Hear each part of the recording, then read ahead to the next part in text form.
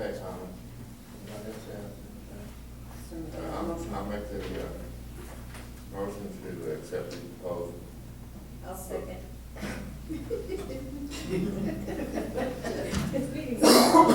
Like third and fourth.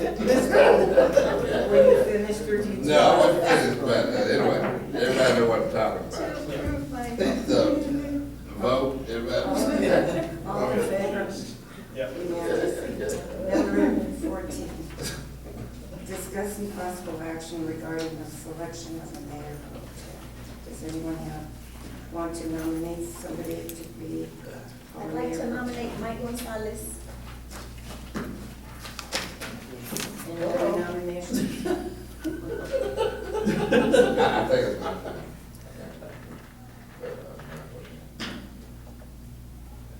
Okay, do we have a motion for that? Question first, real quick. If he's pro tem, who's in his spot?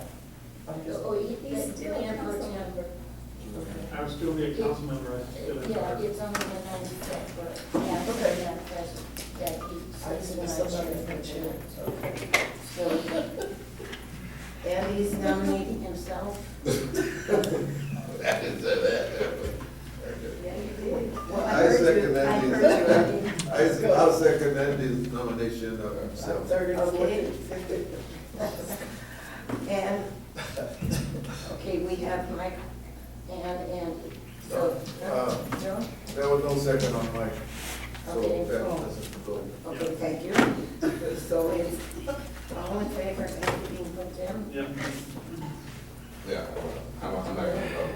But Okay. it's- For the, what was your vote Abstain. against?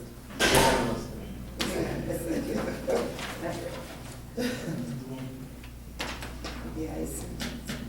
Discuss and possible, at number 12, discuss and possible action regarding the possible sale of West 12th Street between South 4th Avenue and South 5th Avenue to Oh, David this is Martinez. Yes, that's me. I am labor, Martinez, never Martinez. Sure, on a light note, and I am gonna be presumptuous, not like Mr. Maldonado, I'm gonna respect. We discussed this before, some years back. I guess it was during our first city hall meeting here. This is in regards to, if you come off 1604, off the old Corpus Christi Road exit, okay? There's a strip of land that my parents have owned for many years. They haven't been able to do much with it because they were being taxed on an acre and a half. Once I walked it off, everything, I found out it was a half acre. Well, there's a street, which is 12th Street. There's North and South Streets, which are 4th and 5th Street, or Avenue, excuse me.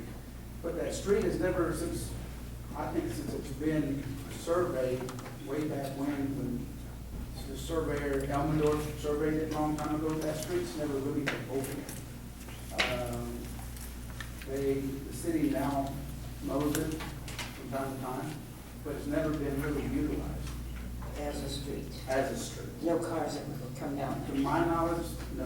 Occasionally, John goes through there, or someone goes through there and mows it. Andy and I. Yeah, we was over there this morning. Yes, That's good, right? It's clean, isn't it? Yes. Yeah, Somebody you knows did. completely. Okay, well, that's part of, did y'all go there because you wanted to, or did you? Well, we wanted to see what the problem Oh, was. okay. What you were talking about. Okay. Yeah. That part, you know, my mom and dad years ago asked me if I would pay the taxes. I said, yeah, no problem, you know. I said, why don't I do anything? Well, they said, it's kind of narrow and long, there's not much that you can do with it. I said, well, I suggested that they approach the city council years ago and see if y'all would maybe sell it, because it hasn't really been open. And, there's no gravel, no anything on it, to my knowledge. So that's why I'm here to ask if y'all would consider that. I didn't even know we owned that, sir, you know. Well, it is a city street, yes. Yeah. There's a street in between where they pay the taxes and then. And my parents own the majority of the other side. The other Oh, side. okay. So the problem is the street, right? Is that- His parents own this side, and then there's a street, and then they own this side, so that's why he wants to purchase that. However, I think I think there might be a water line. I'm not really sure where it's at. I'll talk to John about that, but According to him, there is a main that runs through there. I believe so. I'm not sure how close it is to the fence, but there could be an easement restriction on it. As far as I'm concerned, that I cannot build or do anything. Get on top of it over there. Yes. Have you been informed the cost that to you, on our briefing, I think Cody needs to let you know. Cody, are you just to let them know about on your handout about the cost of design fees, engineering costs? No, I don't have costs on that as yet. But, I mean, we need to know what he's gonna have to do. Yeah, that would be the thing. Right. Y'all need to know as he's bringing this, that we've got an issue where there's a water line down the road. So it would be up to y'all to decide how you want to address that. Is that a cost that he needs to bear? What would it cost to have, for us to move the water line? Pardon? What would be the cost for us to move the water I line? don't have a cost for that. Would it be I know it's for gonna be us or for expensive. him? It's gonna be a lot. Really? That would be I have up to worked- y'all of whether you would pass the cost over to him as a buyer of the property, or if you wanted to. I have worked in the past with Opiola, Mechanical Water Contractors, and East Central Water in the past, so. Okay. And Ashley Plumbing and other companies as well. So I know what it takes. Also work at CPS, and we have fire systems with vision risers, and, fire hydrants and what have you. You're very familiar with this, what it's going to take. Yes, I know what it. I get my stitches out what it costs. on Monday, so I'll be able to straighten the And other. the specs, how deep it needs to be, and, I've dealt with all that, so, I just need to know, will the city consider settlement if, even if I have to incur the cost to move that water line, or, because I think it would benefit the city if it was on the outer part, closer to the highway, on that access road, if there was a fire hydrant, maybe in that corner, and there's one on Fifth Avenue, I believe. So if there was ever a fire, say, in the outskirts, the truck can get, it doesn't have to go through town, it can go by the access road. But Mr. Maldonado, would there be anything illegal where that would stop them from purchasing that with that water utility line? The starting point is, for a city your size, a general law city, to consider even closing the street, you have to have the adjacent landowners petition. That's the starting point. So a home rule city doesn't have to do this, but a general law city does. That is, the property owners on both sides have to petition the city in writing to close, abandon, vacate. That would be the starting point. It could be a very simple thing to do. Then the next question would be, who owns the street? And what I mean by that is how it was originally given to the city. If it was donated, there may be strings attached. If it was simply platted like normal plats, there typically aren't strings attached. If the city just owns it in what we call fee simple. So let's assume for a moment that the city owns the street, no strings attached. You would need a petition signed by all landowners. Usually it's either one or two. And then we would look at whether the street is developed, like Mr. Peace was saying. If it's paved over, and if it's not paved over and it's undeveloped, then you have to look at whether there are any utilities underneath it. It would be really easy if there were no utilities. If there are utilities, then you have to decide what you're going to do with those utilities. It can be as expensive as redirecting, or as simple as maintaining an easement sufficient to meet the city's needs with strings attached so that nobody can interfere with the city's right to maintain the easement as it relates to the utility line. But that would be the starting point. Typically, the person coming before the city asking you to sell the street bears the cost of moving forward. surveys, appraisals, because if it's not undeveloped with no utilities, then the only way the city could potentially sell it would be first you'd have to abandon, vacate, close the street, then it would have to be appraised, because you have to sell it for fair market value if you want to, because it belongs to the citizens. And an appraisal would determine that. The person looking to buy would bear those costs, and it's real easy. There's an exception to the competitive bidding requirements because it's only going to benefit the adjacent landowners. So they're easy to identify if they're willing to bear the costs. If it's two different families, they both petition, they can either agree on amongst themselves how to distribute, or you can just cut it down the middle. One family that owns both sides, then of course they can buy the entire thing. You're only required to sell it for fair market value. If there's utilities, you reserve an easement to protect the city's interest to get on there. It can be done, but step one is where we are tonight, which is to express whether you're interested to even pursuing that. Right. But the petition has to trigger. If the adjacent property owners cannot agree and don't come forward, then nothing moves forward. And that's in the Transportation Code, chapter 3. I mean, I have looked at. Your parents is the, on the property. They own the majority of it. Right. Yes. And I also have a cousin that owns another part, and there's another couple that own, I'd say, I believe it's 50 foot of it. And I've looked them up on the tax appraisal. Yes. And they don't live that far from here. So if they need to, I can write something up, type something up, and have them sign it, just to, and, Sure. I would, even if it's simple and handwritten, make sure that each property owner, one is of record, so that staff can, easily check the records with either the county clerk or the appraisal district. Have a notary block in there, so whoever the registered owners are, they each have a notary block, so that once it's delivered, at least staff knows that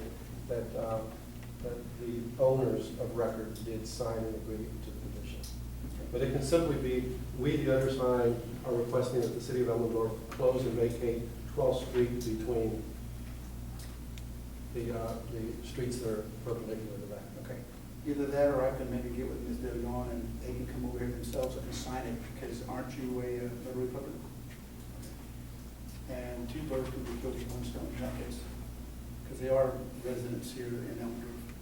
The two other owners, including, including them.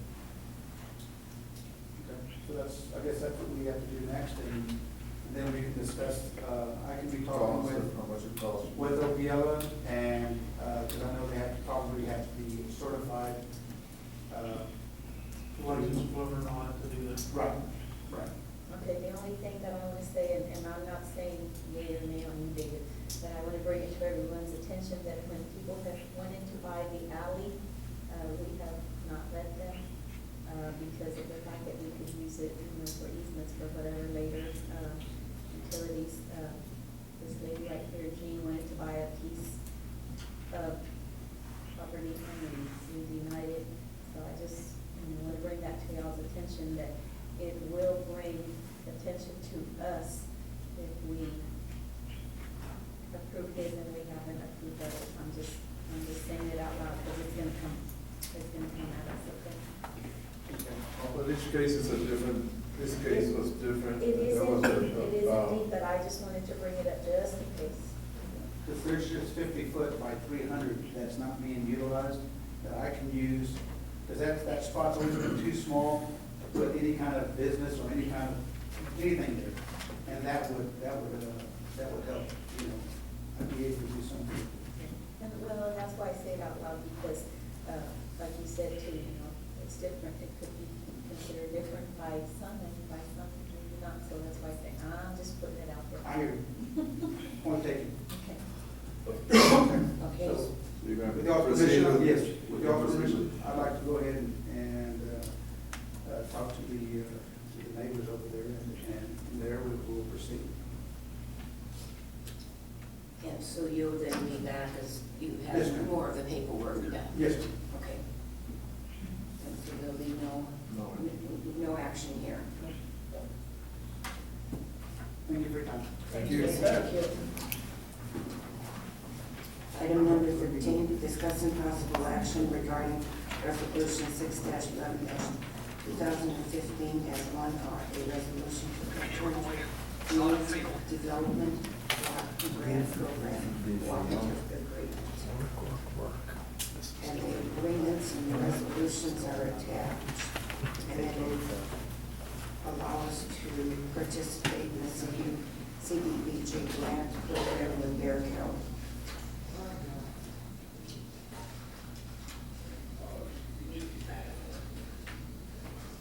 I'll make the motion that we approve resolution 6-11-2015-1R, a resolution to enter into a community development block grant program cooperative agreement. I second. Okay, all in favor? Unanimous?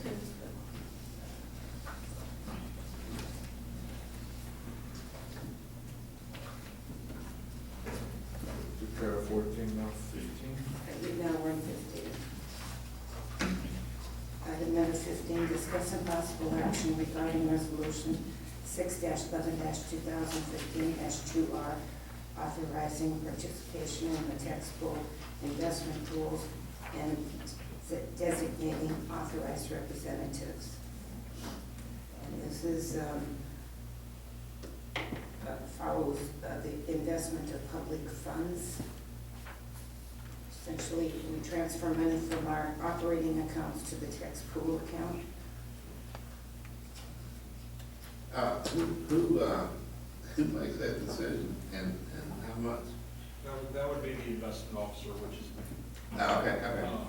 But there's designated reps in there that you would have to do. You know, for so many years, we've had an investment policy that we look at and reapprove every year. We never had money to actually invest. That's now changed. And this is going to be kind of our first foray into it. The tax pool is an attractive option up front because it's safe. It's done by the state. It's run by it's overseen by the comptroller of accounts.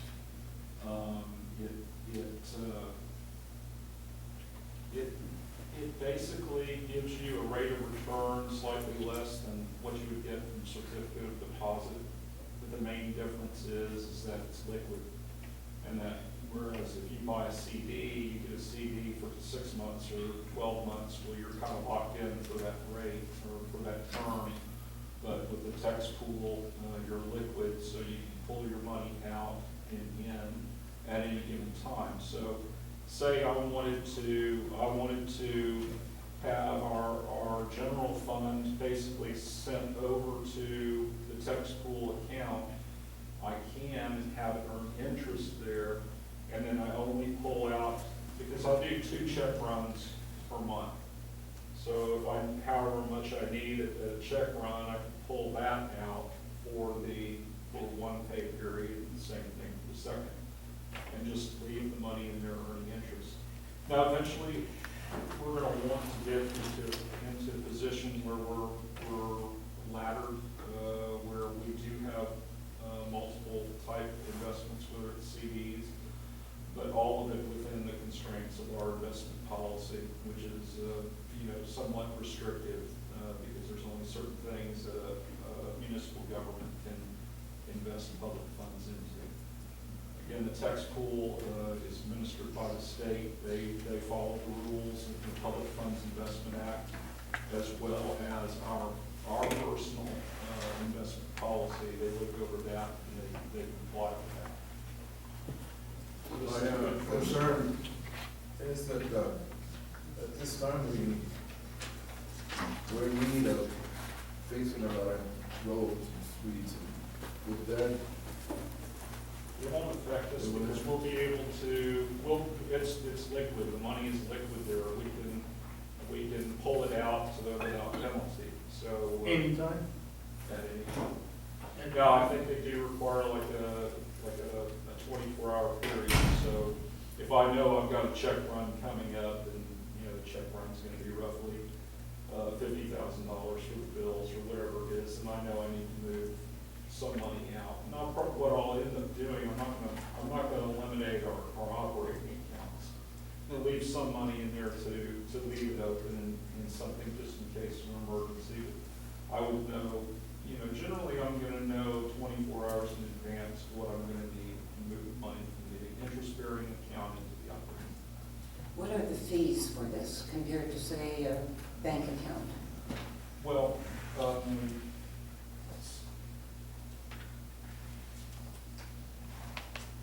And what do they charge for withdrawals? No, yeah, nothing.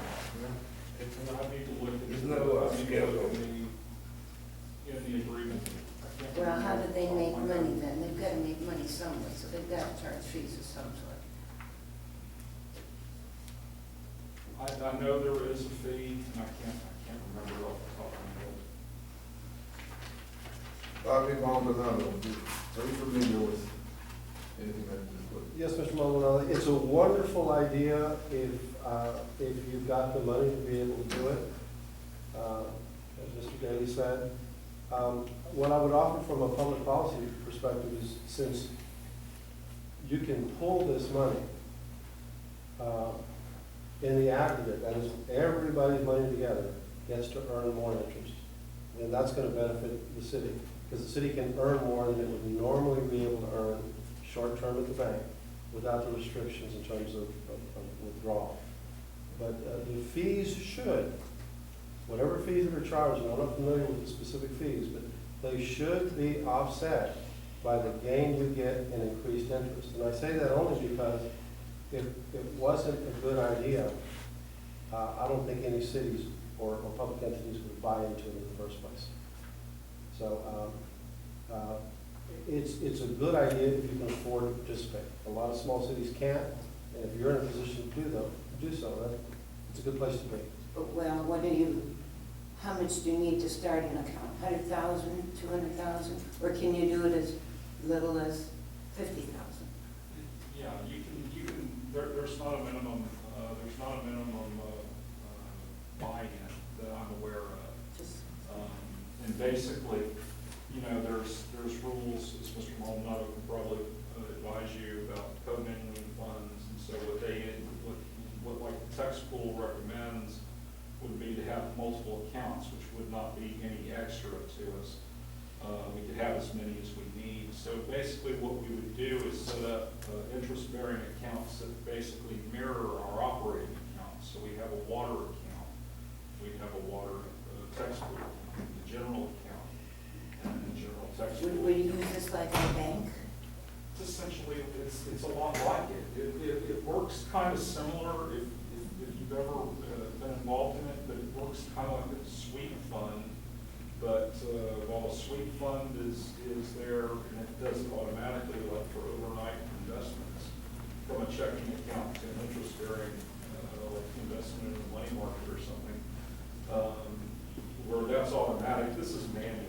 You basically have to go in, tell it, you can go in on the computer and tell it, I want to transfer X number of dollars to the interest-bearing account, or vice versa, and go backwards.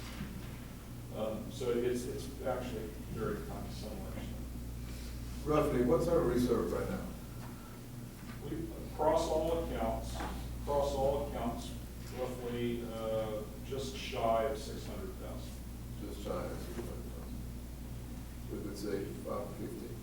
Now, some of it, I'm gonna have to take a look into and make sure that we can move it. Some things where, like our USDA funds, I have to make sure we can invest those. That would be a question I would talk to Mr. Maldonado about, because we do have like encumbered funds set aside for repayment on the USDA loans, and make sure that would be acceptable to move into the interest-bearing account. No matter what, we don't lose money, it's going that way. I mean, there's always a chance. Anytime you invest, there's always a chance of losing money. But this is actually one of the safest options out there.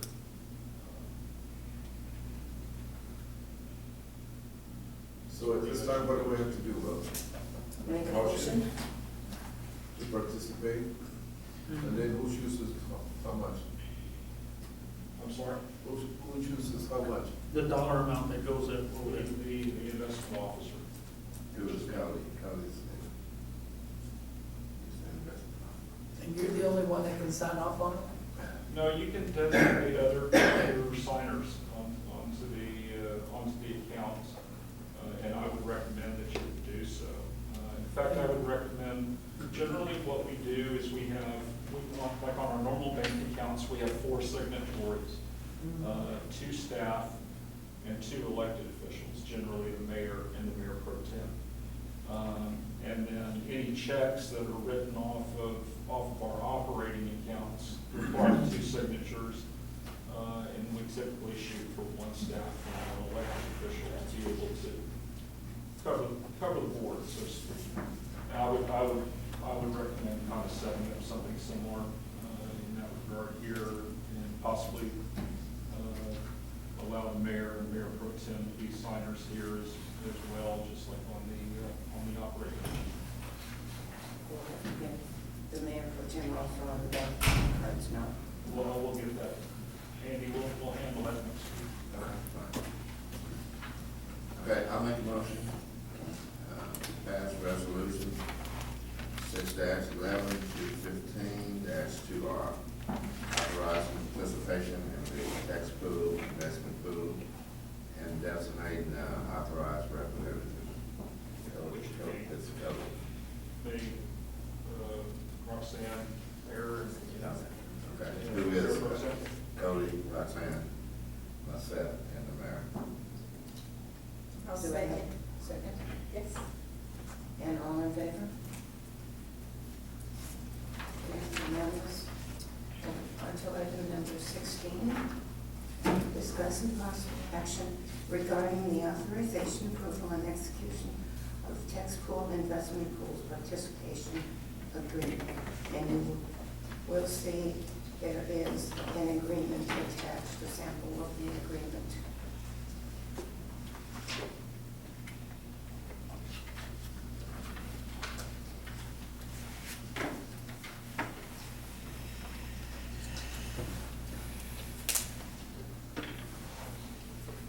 So since we went ahead and decided to participate, now we. this is the actual agreement to authorize, like the mayor and myself, to execute the contract. It's really all we need. So do we have